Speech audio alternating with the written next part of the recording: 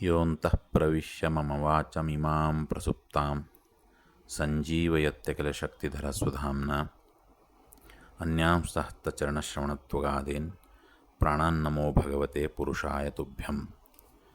ಹರಿ ಓಂ. ಹಯಗ್ರೀವ ಹಯಗ್ರೀವ ಹಯಗ್ರೀವ. ವೇದ ಪ್ರಣೀತೋ ಧರ್ಮೋ ಹಿ ಅಧರ್ಮ ತದ್ವಿಪರ್ಯಯಃ ವೇದೋ ನಾರಾಯಣಃ ಸಾಕ್ಷಾತ್ ಸ್ವಯಂಭೂರಿತಿ ಶುಶ್ರುಮ. ಅಂದರೆ ವೇದವಿಹಿತವಾದುದು ಧರ್ಮ. ವೇದ ಯಾವುದನ್ನು ನಿಷೇಧ ಮಾಡಿದೆಯೋ ಅದು ಅಧರ್ಮ. ವೇದ ಅನಾದಿ ಕಾಲದಿಂದ ಇದ್ದಂಥದ್ದು. ಕಲ್ಪದ ಆದಿಯಲ್ಲಿ ಅದನ್ನು ಪೂರ್ತಿಯಾಗಿ ಉಪದೇಶ ನೀಡಿದವನು ಅನಾದಿಯಾದ ನಾರಾಯಣನೇ ಎಂದು ನಾವು ಕೇಳಿದ್ದೇವೆ ಎಂಬುದು ಇದರ ಅರ್ಥ. ಅನೇಕರಲ್ಲಿ ಸಾಮಾನ್ಯವಾಗಿ ಒಂದು ಪ್ರಶ್ನೆ ಬರೋದು ಸಹಜ. ಅದೇನಂತ ಹೇಳಿದರೆ, ಯಾವುದು ಧರ್ಮ ಯಾವುದು ಅಧರ್ಮ ಅಂತ.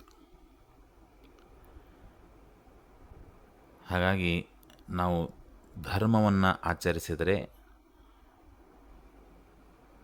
ಅದು ಉತ್ತಮ ಗತಿಗೆ ಸಾಧನವಾಗ್ತದೆ. ಅಧರ್ಮವನ್ನು ಆಚರಿಸಿದರೆ ಅಧೋಗತಿಗೆ ಸಾಧನವಾಗ್ತದೆ.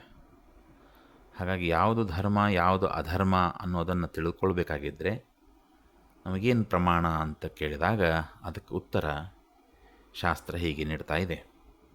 ಏನಂತ ಹೇಳಿದರೆ, ವೇದವೇ ಪ್ರಮಾಣ. ವೇದ ಯಾವುದನ್ನು ಮಾಡಬೇಕು ಅಂತ ವಿಧಿಸ್ತದೋ ಆ ಎಲ್ಲ ಕರ್ಮಗಳು ಧರ್ಮ ಅಂತ ಅನಿಸ್ಕೊಳ್ತವೆ. ಯಾವುದು ವೇದ ನಿಷೇಧ ಮಾಡ್ತದೋ ಅವೆಲ್ಲ ಅಧರ್ಮ ಕಾರ್ಯಗಳು ಅಂತ. ಹಾಗಾಗಿ ಪ್ರತಿಯೊಬ್ಬ ವ್ಯಕ್ತಿಯು ಕರ್ಮಗಳನ್ನು ಮಾಡದೇ ಇರಲಿಕ್ಕಾಗೋದಿಲ್ಲ. ಅವನ ಗುಣಗಳಿಗೆ ಅನುಸರಿಸಿ ಆತ ಕರ್ಮಗಳನ್ನು ಮಾಡಿಯೇ ಮಾಡ್ತಾನೆ. ಹಾಗೆ ಸುಮ್ಮನೆ ಇರ್ತೇನೆ ಅಂತ ಹೇಳಲಿಕ್ಕಾಗೋದೇ ಇಲ್ಲ. ಪ್ರತಿಯೊಬ್ಬರೂ ಕರ್ಮಗಳನ್ನು ಮಾಡಲೇಬೇಕು.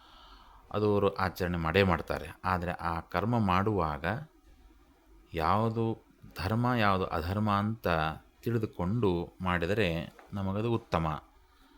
ಹಾಗಾಗಿ ವಿವೇಚನಾ ಶಕ್ತಿ ಅನ್ನುವಂಥದ್ದು ಭಗವಂತ ಮನುಷ್ಯರಿಗೆ ಕೊಟ್ಟಿದ್ದಾನೆ. ಅದಕ್ಕೆ ಮನುಷ್ಯ ಜನ್ಮ ದೊಡ್ಡದು ಅಂತ ಹೇಳುವಂಥದ್ದು.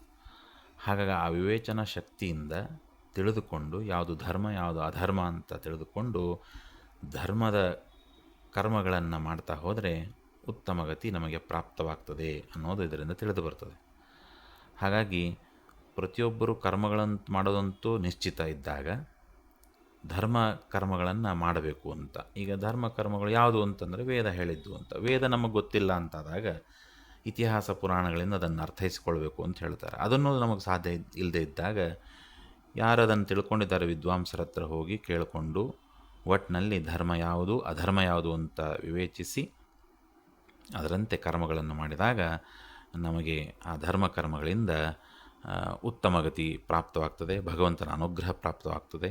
ಭಗವಂತನ ಒಂದು ಪ್ರೀತಿಗೆ ಪಾತ್ರರಾದಾಗ ನಮಗೆ ಮೋಕ್ಷ ನಿಶ್ಚಿತ. ಹಾಗಾಗಿ ಮುಮುಕ್ಷುಗಳು ಯಾವಾಗಲೂ ಧರ್ಮ ಮಾರ್ಗದಲ್ಲಿರಬೇಕು ಅನ್ನೋದೇ ಶಾಸ್ತ್ರದ ಮರ್ಮ. ಹಾಗಾಗಿ ಆ ನಿಟ್ಟಿನಲ್ಲಿ ಧರ್ಮ ಕಾರ್ಯಗಳನ್ನು ತಿಳಿದುಕೊಂಡು ಮಾಡಬೇಕು. ವೇದವೇ ನಮಗೆ ಅಂತಿಮ ಪ್ರಮಾಣ ಅಂತನ್ನುವಂಥದ್ದನ್ನು ಮರಿಬಾರದು ಅನ್ನೋದನ್ನು ನಮಗೆ ಮತ್ತೆ ಮತ್ತೆ ಶಾಸ್ತ್ರ ತಿಳಿಸಿಕೊಡ್ತಾ ಇದೆ. ಆ ಪ್ರಯತ್ನವನ್ನು ಎಲ್ಲರೂ ಮಾಡೋಣ ಅಂತ ಹೇಳ್ತಾ ಭಾರತೀಯ ರಮಣ ಮುಖ್ಯ ಪ್ರಾಣ ಅಂತರ್ಗತ ಶ್ರೀಕೃಷ್ಣ ಅರ್ಪಣಮಸ್ತು. ನಮಸ್ಕಾರ.